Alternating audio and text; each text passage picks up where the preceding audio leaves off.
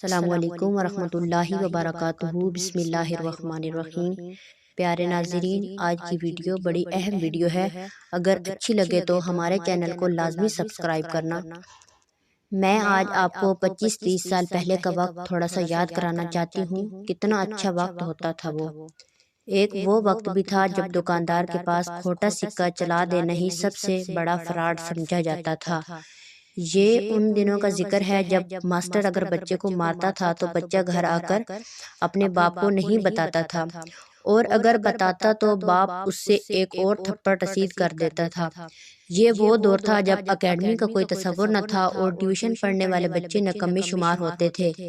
بڑے بھائیوں کے کپڑے چھوٹے بھائیوں کے استعمال میں آتے تھے اور یہ کوئی معیوب بات نہیں سمجھی جاتی تھی۔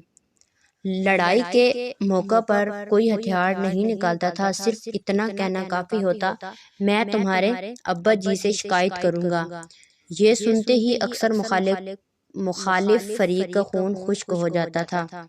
اس وقت کے ابا جی بھی کمال کے تھے۔ صبح سویرے فجر کے وقت کڑکدار آواز میں سب کو نماز کے لیے اٹھا دیا کرتے تھے۔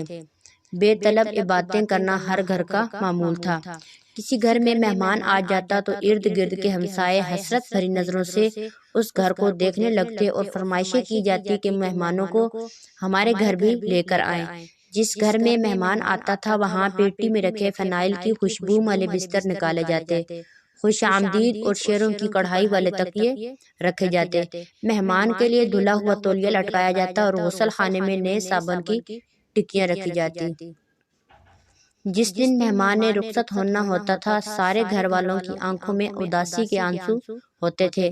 مہمان جاتے ہوئے کسی چھوٹے بچے کو 10 روپے کا نوٹ پکڑانے کی کوشش کرتا تو پورا گھر اس پر احتجاج کرتے ہوئے نوٹ واپس کرنے میں لگ جاتا، تاہم مہمان بہرے صورت یہ نوٹ دے کر ہی جاتا۔ شادی بیاہوں میں سارا محلہ شریک ہوتا تھا۔ شادی غمی میں آنے جانے کے لیے ایک جوڑا کپڑوں کا علیحدہ سے رکھا جاتا تھا جو اسی موقع پر استعمال میں لایا جاتا تھا۔ جس گھر میں شادی ہوتی تھی ان کے مہمان اکثر محلے کے دیگر گھروں میں ٹھہرائے جاتے تھے۔ محلے کی جس لڑکی کی شادی ہوتی تھی بعد میں پورا محلہ باری باری میاں بیوی کی دعوت کرتا تھا۔ کبھی کسی نے اپنا عقیدہ کسی پر تھوپنے کی کوشش نہیں کی، کبھی کافر کے نعرے نہیں لگے۔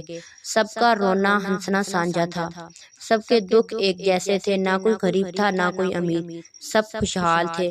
کسی گھر میں black and white T V ہوتا تھا اور سارے محلے کے بچے وہیں جا کر ڈرامے دیکھتے تھے۔